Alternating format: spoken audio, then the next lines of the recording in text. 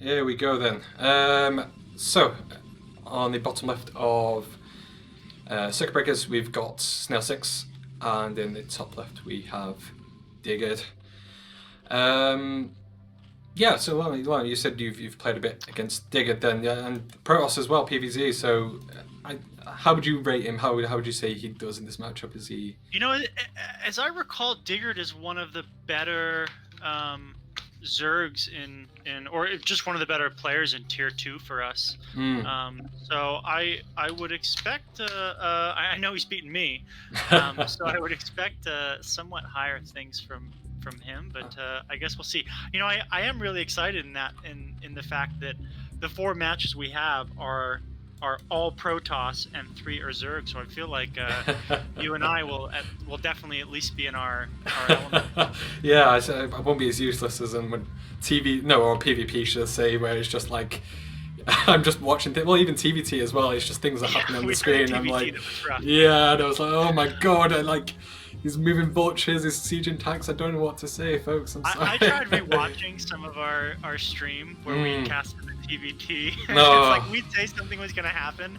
yeah, and then like the opposite would happen. Yeah, I feel so bad. It's like, and you know, I kind of pride myself, like especially in Zerg matchups, like I like to know the ins and outs of everything. So when it gets to TVT, I can got this painful little voice in the back of my head just saying, you don't know what you're talking about right now. Please, okay, please. So getting to this game, this is already really okay. Yeah. It's a 2-gate. That's what it is. But it's in the main. I don't see 2 gates in the main that often. Yeah. So 2-gate. Yeah. Obviously, primarily you see Protoss build the 2 gates at the front, well, 1 gate at the front or stuff like that, and well, yeah, you can build them all over the place. But typically, if you build them obviously further forward, you can rally zealots out faster. And yeah, it's going to be a lot of pressure coming out of Snail 6 immediately. If this doesn't play out, it's going to be very hard taking that natural as a result of these gates being in the high ground. Whereas we see that Digger has gone for a quick expansion, and it's only now just getting his pool and gas up. Hasn't got a third base yet up, and he's actually, I didn't even realize he's still on the, not even got his first overlord out yet. So this looks like it's gonna be a lot of lings really quickly. I believe. What do you mean, not the first overlord? I see 2 overlords now. Yeah, first overlord. Oh, sorry, first overlord. Obviously, you get with this when you start the game, but the second one is just popped here. So he's only just now building first lings, and he's pulled off gas as well. So this means that there's going to be a lot of lings straight away. I believe this is the 10-9-9, where you get a 10 hatch, a 9 pool, and a 9 gas. So the idea here is it can be pretty all in. You just keep on building lings and try and deal as much damage, sniping the probe there, and it's going to be moving across the map very quickly. Well, lings are not going to be good against this, I would imagine. No. Holding the ramp is just going to be super easy for the Protoss. Absolutely, and obviously you can see with these Overlord here that there are some Zealots on the ramp, and yeah, like I say, trying to get lings up here. Well, let's see if these Zealots get in position. They're actually going to try and move out, maybe try and engage, but I'm not so sure about this. Maybe lings might be able to slip by, but yeah, I'm not sure about this. This might be an awkward early base trade. I'm not sure what's happening. Yeah. Wow. Ships in the night. That's it. Obviously, there's going to be more lings probably on the way for Diggered here. Actually getting up a couple of creep colonies, but this feels a bit late. And these lings just sat down here, not actually doing anything. It feels like you're missing an opportunity here just to kind of really run in and do something now. Definitely, yeah. These Zealots could have been in there wreaking havoc a minute ago.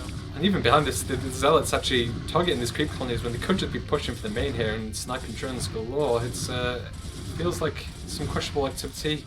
These lings now going into the Protoss' main base, and he's going to try and snipe some probes as well, but the probe micro is good, getting a good surround here. Starting to lose probes now, and so much damage being done. Unfortunately, the micro just falling apart completely, and again, this is quite awkward because we see on the other side of the map, these Zealots are still alive, uncontested. Trying to get up a sunk in the main now, trying to desperately stabilize, but this might be a 4 probe, 4 drone sort of game from this point on. Well, given the fact that neither of them can really have almost any economy, But Snail has got a lot of zealots. You know, Absolutely. four in the main base and 3 more on the way. It feels like this Absolutely. is Protoss favored. Absolutely, and now the pool going down as well for Digger, which means that these no more Lings for a long time, and only relying on this one sunken coin to survive is not great against this many zealots. The drone micro is good though; it's going to stop these zealots getting all on top of it. But it looks like as the HB starts to fall, I say this and it's somehow magically, but behind this 3 more zealots coming up, it feels like they should just move in and try and finish that off. There's nothing else here, no pull for Digger, so it feels like these zealots could be missing a trick here, choosing instead to snipe off this natural. It looks like Digger wants to try and counter-attack. Only 1 zealot here, 2 zealots actually on the ramp, and yeah, I've got to say this really feels Snail favoured at this point. Obviously, Pool's trying to be rebuilt at this point, but I don't know. It feels like these zealots could just move up and win at this point. Yeah, they definitely could. Of course, you know, the economy of Snail is completely wrecked here. We see only 4 probes, 1 going down there. But I don't know if all these zealots. It's gonna be hard. It's gonna be hard for Zerg to really do anything. Some nice micro though. It looks like might get another probe here. There we go. So yeah, this is a very awkward game. Really. When I get into these situations, I don't know. I kind of just want to quit immediately, even though I know I could play it out. It's like I don't know. It's going to go on for a while, and it's going to be so low econ, really. Yeah, information is really key here. I think if Snail had known how far ahead they were, just in army size, they could have gone across the map, killed that second sunken, and it just would have been over. Absolutely. But behind this, the Zerg does get the pull up, and they're starting to get the drones up as well. Even choosing to move a few Lings across the map to try and lay onto pressure, but it kind of feels like, you know, Snail, although he doesn't have many minerals and is barely mined at this point, you know, he just needs to carry on pumping out the zealots. There's nothing else that Zerg can really build. You know, Lair is a long way away at this point, so no threat of any mutas or anything like that. And this Overlord as well, spotting absolutely everything that Snail has. Yeah, we'll have to see. These zealots are going to try and move out now, and they might, hopefully, Digger spots this and tries to sneak attack. I'm not sure if these zealots are linked tight. I'm never sure with zealots on the ramp how. I think it's good. I think 2 blocks it on this ramp pretty nicely, so I think they'd be okay.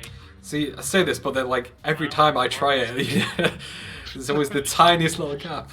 But no, it looks like it is tight on this, but only 1 zealot attacking though. So if these other Lings move up. There we go. Uh-oh. Moving around, and oh no!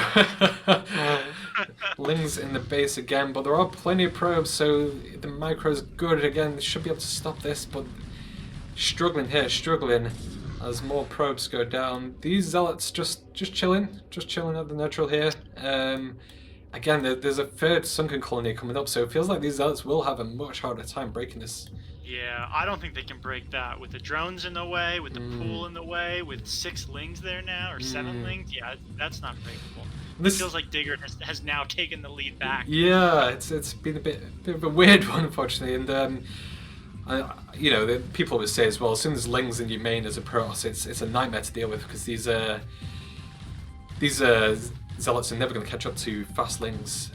Just gonna set up latency here, just in case. There we go. Yeah, these zealots gonna never catch these Lings. I say that, and of course some Lings go down.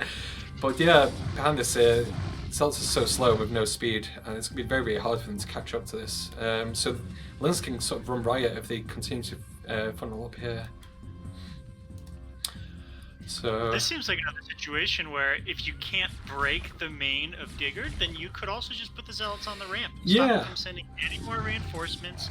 Take your expansion. Exactly. And go from there. Yeah, and this is it. And a Zerg on 1 base is going to do much harder. It's going to be much worse off, shall we say, than a Protoss on 1 base. So it's, we've got limited lava here, even with this macro hatch, just no minerals as well or gas to really pump up and get out. And now taking a wise choice here to try and essentially wall off the Zerg's main from themselves. And I think, yeah, this is correct play, I'd say, from Snail at this point. So we see a layer coming up, right? Mm. Do you think that mutas are on the way, or what do we think's coming? I'd say, yeah, definitely Spire and mutas is sort of the Hail Mary play here for Digard. Obviously, there's nothing that really shoots up, even if we can see Forge coming up here and a Cybernetics core, but even with Dragoons and such, unless there's a lot of cannons, it's going to be very hard to stop mass muta. But again, there's only one gas though, so it's not like there's free gases and 20 muteless on the way. So let's see how many cannons get thrown up here from. Well, you know what? We see the Cybercore and we see a Stargate on the way. Yeah, it's about half done. So they're both about half done, which I think is going to favor the Protoss. Yeah, we'll have to see how the control is for the Protoss as well. Obviously, if Corsairs come out, you can get some Scourge, and it's really, if those first Corsairs go down, it's very, very hard for Protoss to kind of battle back against that. But I think Snail knows what he's against. I think even he can't get into the main. He knows that there's limited options that the Zerg has in this situation. It's either pretty much Hydras or Mutas at this point. So I'm not sure Hydras would do much better in this scenario. But yeah, no cannons yet either for Snail. So this is gonna be interesting. I'd say that here comes the first cannons as well. So yeah, we'll see. Of course, a mixture of Muta against Muta and Scourge, how well these will do. And now we can see five Mutas on the way. Could do a lot. If we can snipe that first cannon, absolutely gonna do well. One Zealot poking up here, trying to figure out what's going on. Should see these Mutas coming out.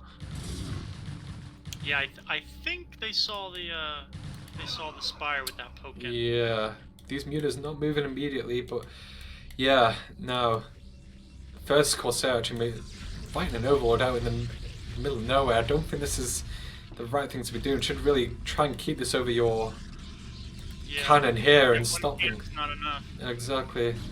And now as the first Mutas come in, 5 on 1 cannon. This cannon isn't going to be the one for this world. 1 Mutas does go down though, but as we see, goes down. And now 2 Corsair though. If these Scourge come in and actually help battle this, gonna move in here and try and snipe it, and it's gonna be a bit of a dance. But yeah, there's free reign over the pros for now with these Mutas.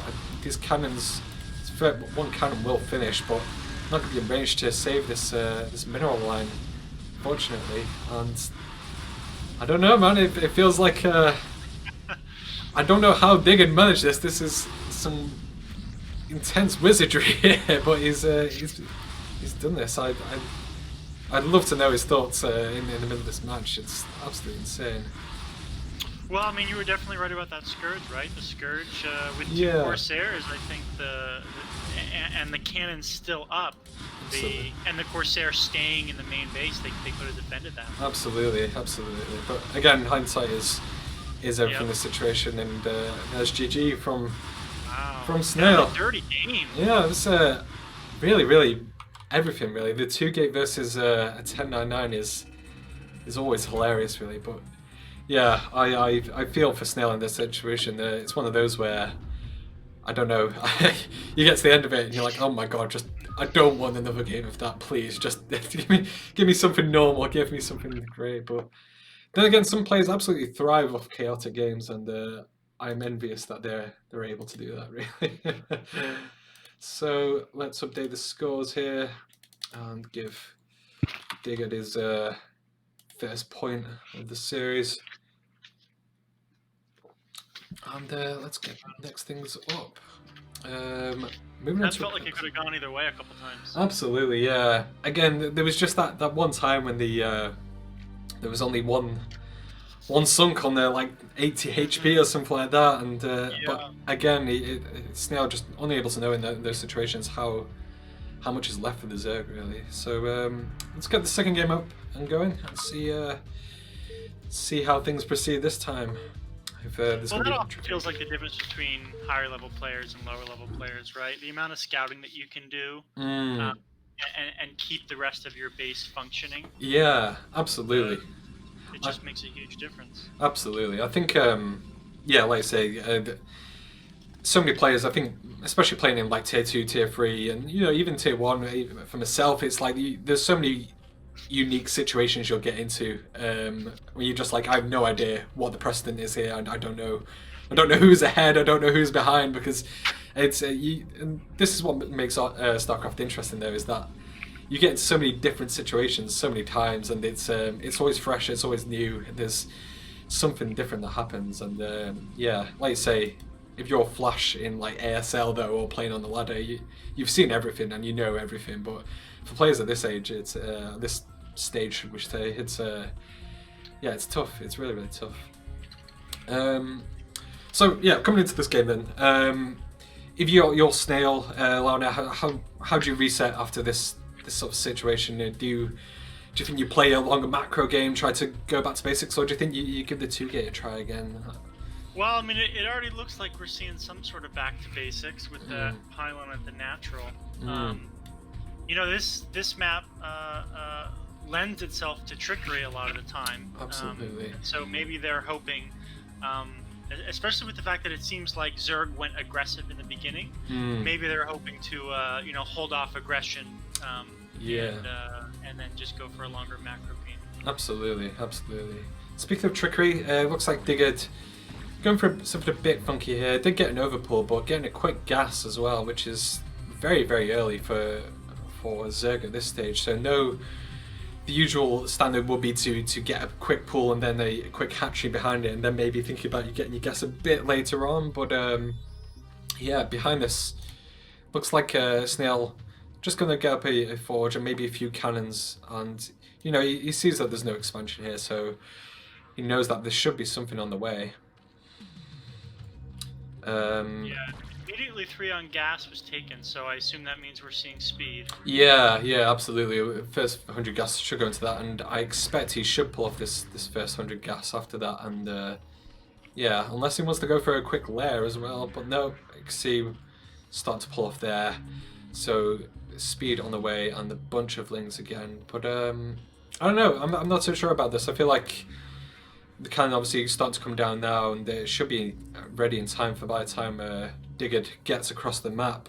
Might need to pull up a few probes though to block the ramp and stop them causing chaos. Oh wow, it's second cannon coming down. And you know what? I think the second cannon probably didn't even need to be put down. No, it's better to just block the ramp at this point. Absolutely. You can see here probes coming down. Maybe just panicking a bit. Not in the right place though. Maybe get it in this little attacking his own forge. Oh my god, this is, yeah, I feel in this situation because I panic so much trying to get units lined up. But yeah, looks like Digard not feeling too crazy. I think spotting the second cannon as well coming up, and with this gateway, it's gonna be very, very hard for Digard to push in here. I'm really glad. I definitely think that the second cannon shouldn't have come down. And No. it should have just been the gateway. Yeah. And like a couple of probes to block. Absolutely. Again, if you're sort of new to Zerg aggression, or maybe you don't feel comfortable holding it, sometimes the reaction is, I need to get something up, and you're like, oh, is one enough? I've seen cannons of paper, paper thin, they just fall apart if a Zergling breathes on them sometimes. So yeah, maybe just getting the second cannon, but yeah, a bit excessive in this situation. But yeah, these lings gonna try and get in, but yeah, not gonna get anything done. So looks like Digger behind this, he didn't continue to build lings, so it wasn't so much of an all-in. Got up his natural here and started to drone as well, getting up a fairly good drone count, and getting towards that lair as well. So with this Hydralisk then, it looks like it maybe Lurkers, I want to say. This is the only reason I'd expect to go to the lair and get a Hydralisk then at the same time, and I don't know, Lurkers are a funny one. I don't go to the Lurker rushes typically versus Protoss. Are lurkers something you see in your matches, Lana? Really? I mean, at this stage. I don't usually see lurkers early. I do usually see like the Hydra pressure to lurker contains, which are very strong against me. I feel like that's strong against most newer Protosses. It's just so hard to break out. Absolutely. And this is a great place to contain, right? You have this super wide area right outside the natural. You just get to put, you get 5 lurkers out there, all in different positions. And like, if they forget their robo, if they don't get range on the dragoons, like it just becomes so hard to break. And unless you definitely go Stargate, you're not going to get that scouting information for a while. And it looks like actually this might be a bit of something funky here. We've got drops on the way actually for the Zerg as well. So this might be a lurker drop into the main, You know which is. what? I think I've had a lurker drop done to me by Digger. Oh really? Oh, very nice. Yeah, There we go. So helping out Digger here with the strats, absolutely. This is this can be really, really strong because I think, especially with the early lings out and with the speed as well, like I say, the process contained, they can't slip a probe out in this situation because these lings will spot it and kill it. So I think the most common response is like a Hydra push off the back of this. So, you're thinking about getting more cannons at your front, whereas meanwhile, in the main, there's going to be something slipping in. But there is a photon cannon in the main though, so I think that's maybe some muteless protection. It might actually save himself from these lurkers. It depends how many lurkers get morphed here. We'll have to see. Wow, 2 cannons in the main at this point. I think this is sensible for Snail. Maybe spacing the cannons out a bit more, but actually loading up some lings here as well with the start. But yeah, 2 lurkers look like on their way. But yeah, I think again this is going to come down to control. These lings get on top of this cannon, and don't fire at this lurker. This could get out of control really, really quickly. First lurker being loaded up here. Again, from Snail's perspective, you have no idea what's coming out. You've just seen lings at the front, and there's nothing else. The Corsair coming out now. This could actually stop it, but unfortunately, completely misses this drop. And here we go. Let's see where these workers want to go. Opting straight for here, and lings aren't able to get in a good position. I feel like these cannons should maybe try and focus this before it gets. But yeah, there we go. Unfortunately, this is really, really awkward at this point. Lings managed to get a few hits on top of the cannons, and suddenly there's nothing left. But this isn't the worst. Maybe if you could get a cannon a bit further back, it just feels like you need something. But there's no robo at the moment, and how do you spot lurkers at this point? Yeah, I mean that feels devastating at this point. Absolutely. You can see a robot now trying desperately to be put down, but this really, really late. Even trying to get Templar Archives as well, trying to get storms down, but yeah, I don't know. This is difficult. Obviously, the Corsairs that will stop further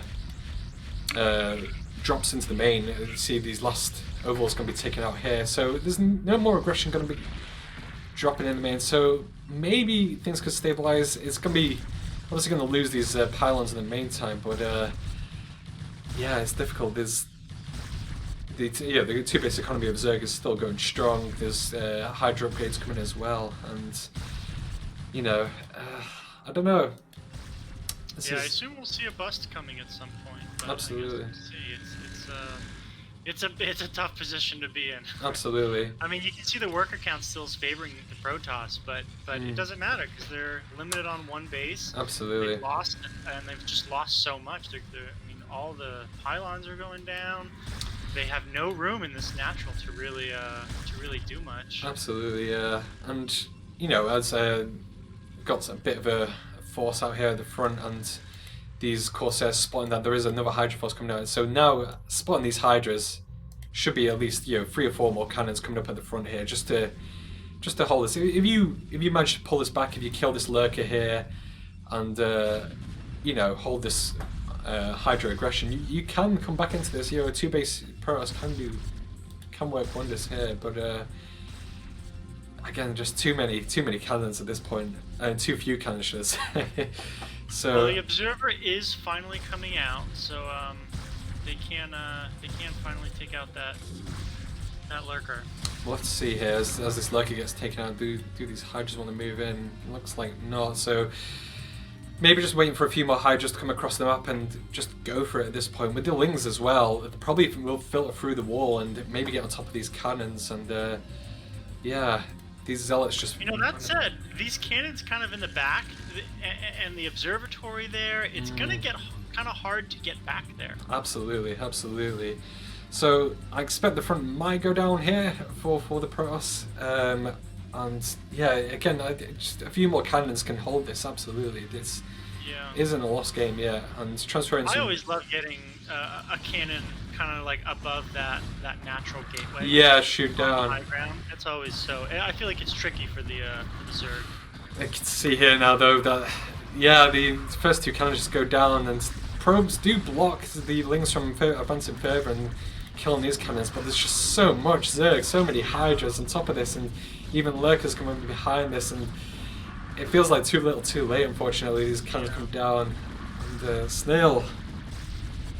Really tough series there. Really tough series for him. I think again, like game one, he was so close to winning, and game two, just that Corsair, if he had scouted around the top and spotted those drop overlords before they had the chance to get in, you know, it's there's nothing that Digger can really do with it. But smart play from Digger at that point. I think. I feel like plays like that at this level are just especially tricky. You know, it's just so tricky. I know that they work on me. I know. Well, this is it. You know, at this sort of stage in StarCraft, you're just trying to get the basics down. You know, you're just trying to learn how to macro, how to follow a build order quite closely. And when someone throws something, a bit of a curveball at you, it's, lurker drops aren't common in this matchup. I'd say it's something maybe later game, and getting towards like 20 minutes or something like that. You're like, oh, maybe I could drop something there, but so early on, it's hard to know what to look for in this situation. So yeah, but my heart does go out to Snail 6 in this scenario, because I feel like he could have had the chance, but just falling short, unfortunately. Well, they were floating a lot of minerals, and there could have been 3 or 4 more cannons put down. Absolutely, in the natural quite a bit earlier, and maybe that would have been held. Yeah, but it's just so hard. Well, this is it. I think this is the thing is, as from an observer's perspective, like say we can see things, the minerals going up, and you're like,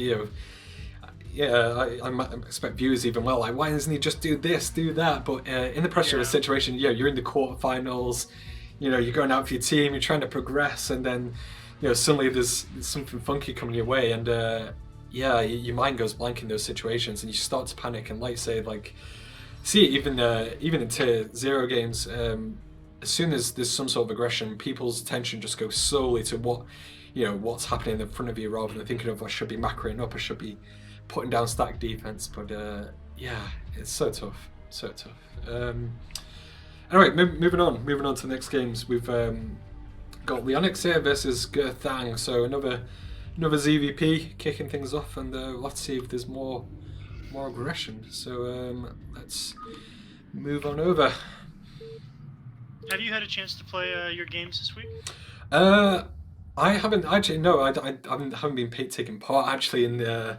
Yeah, I kind of sacrificed myself for my team. I'm not the strongest player in my tiers, shall we say. So I kind of felt it prudent to maybe pass the torch to the competent players of my team. But anyway, let's kick things off again. We're back on Circuits Breakers here. We've got Leonix in the top left, going against the wonderful Gerthang. I'm not familiar with either of these players. I think I've seen Gerthang around a bit. I've never played against him, but yeah, Leonix not on my radar though, I want to say. Yeah, I'm not sure I've really seen Leonix as much. hanging out in general, or looking for games on our team. But I'm sure he's around. I maybe just haven't noticed that much. Yeah. Well, this, I think one of the good things about CPL in general is that with teams, you do get a bit of a broad time zones. People on different sleep schedules, working different jobs and stuff like that. So I know in my team certainly, you've got like the day players playing at like just after they've finished work in the evening at 5 o'clock or something like that, and then you get some players who are up at like 1 a.m. Like who's looking for a game? And like, dude, I'm going to bed. What are you doing playing StarCraft at this time, madman? But being part of the team, there's always someone around usually to help you out and play a few games. Yeah, Mech and Cheese is one of the European teams, right? So I'm like, I'm on that team. And I'm living in Los Angeles, so a lot of the time it's they're all getting off work, and that's actually why I'm on that team, is because I work during the day, and I can get off. I can take a few hours off of work just like for this cast. Absolutely, yeah. It's quite good.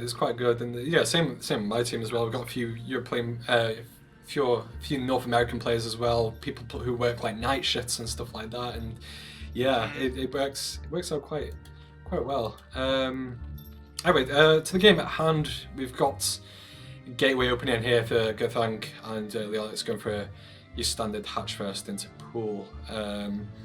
So I think we've talked about it before, but Gateway builds, yay or nay? Are you a Gateway build, a Gateway first man?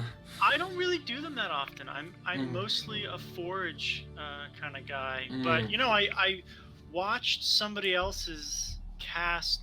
You know what? No, I think it might have been our cast. It might have been one of our games that we casted. Yeah. And I think it was like Return or it was Yenta or something. Yeah, like that. yeah, I've covered some. And it was just like it was so fun to watch them hold the front with the Gateway first build. And so it's actually kind of inspired me to try to give that a shot. Yeah, I can learn something about it. I have to say, as a Zerg player, I hate playing against Gateway builds because there's just so much aggression that comes your way. But as a spectator, I love it, and even for pros players, I do recommend. Well, it's not my place to recommend, but I always recommend Gateway first builds because I speak to a lot of pros and they complain like, I don't feel like I can do much with a forge. I just sit back and I wait for a Stargate to come out, and that's the first time I can really do something in the game. And whereas Gateway first, it gives you a bunch of zealots, and you can hold Zergling aggression, and you can put on pressure yourself. I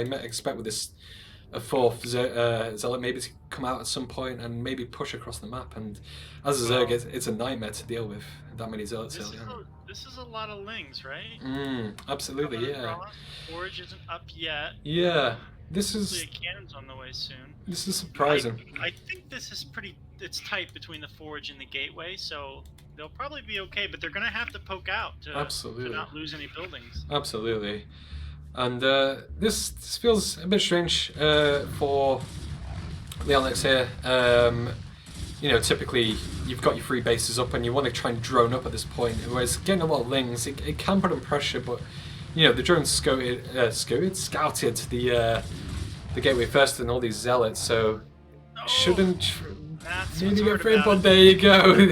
And this is why I don't do it. Yeah, all it takes is a moment, and it's tough. It's tough because, like I said, Zerglings are battering away at your wall at the front, so you kind of feel like I have to get zealots out and stop them killing it. But these lings not getting too much done though. I feel like these zealots will just chase around, try and shoot them out of the base. But yeah, this is one of those things. Is like, I remember when I started playing Brood War, I used to try and do ling run bys all the time. It was like, it was kind of how I found success in SC2s, that I could get lings in and just kind of leave them and be like, right, they'll kill probes. But in Brood War, you need so much more control.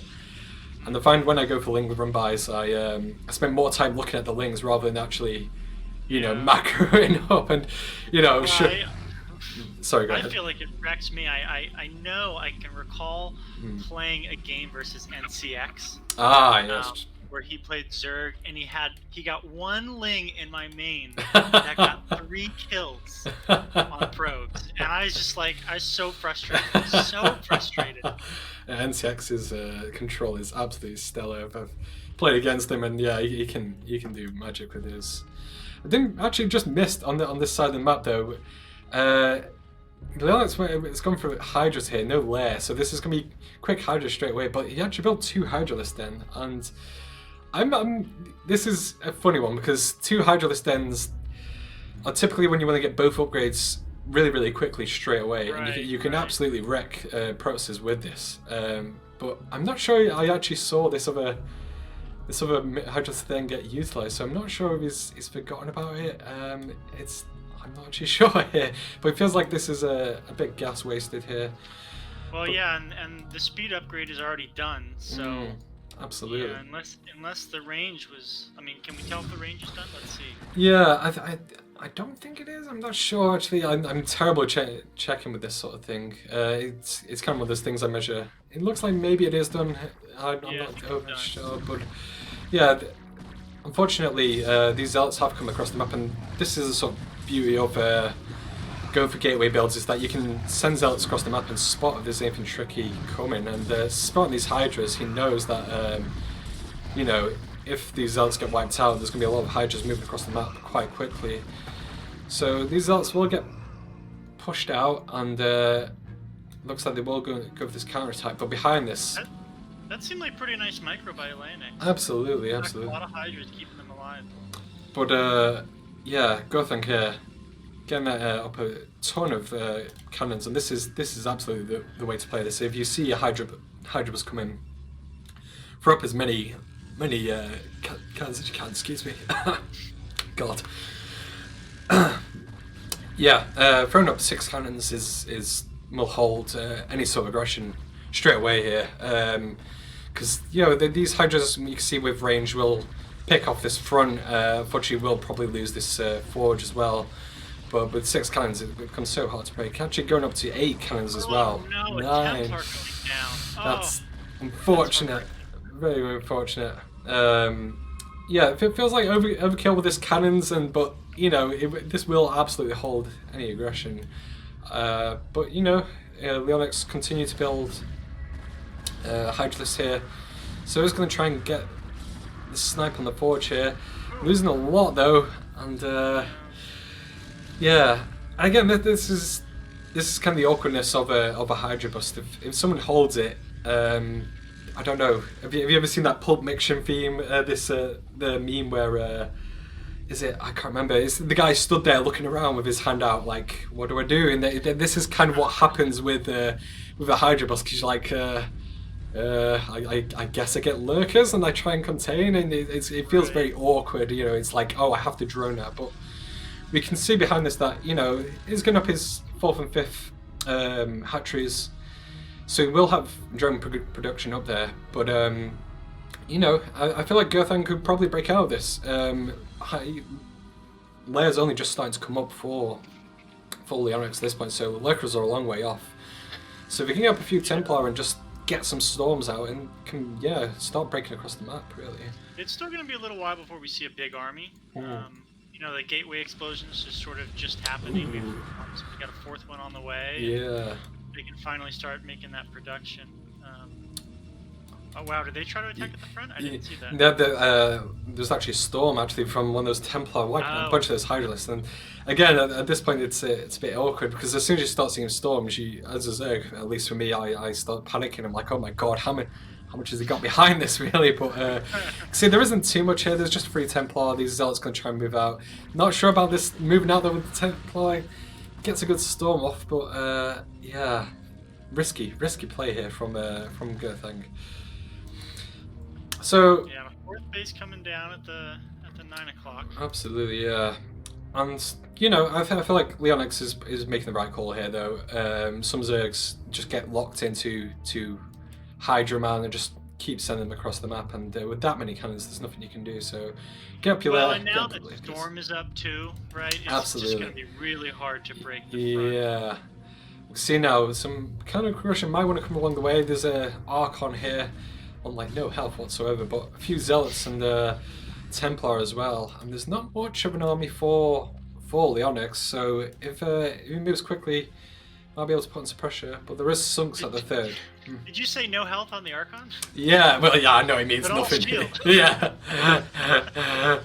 It's always funny when you see an Archon get away with like 1 HP and you're like, oh my god, could spit at that Archon and it would die, but yeah. But yeah, it looks like Gerthang maybe doesn't want to push the issue. Get up your third base. Again, I think this is smart.